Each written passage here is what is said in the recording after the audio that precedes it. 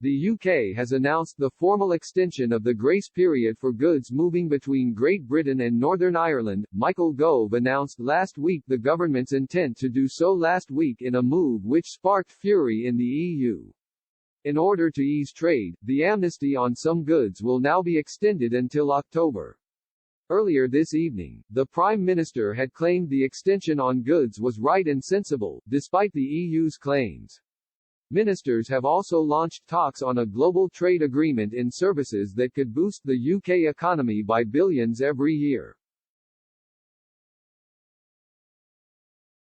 UK ministers and business groups held initial discussions with the World Trade Organization and internally. An agreement would allow the UK to export services such as banking, insurance and legal advice.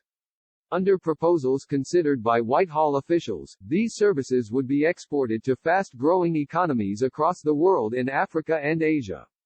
It comes just weeks ahead of a deadline with the EU to strike an agreement on financial services which would allow the city to freely sell across the Channel.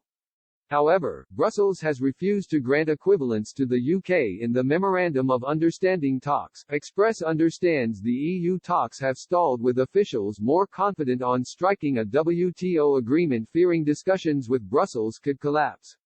One official added to this publication, "It will be the ultimate Brexit boom." They stressed any potential deal would make London one of the biggest financial capitals of the world. Conservative MP Mel Stride, chairman of the Treasury Select Committee, said, "Where I sense we are moving is to look more to multilateral and international arrangements. Basically to be more outward-facing, rather than in the EU's orbit." The latest figures from the ONS reveal UK exports of services rose by 14.3% in 2018 to £185.3 billion. Meanwhile, imports of services increased by 17.0% to £92.1 billion.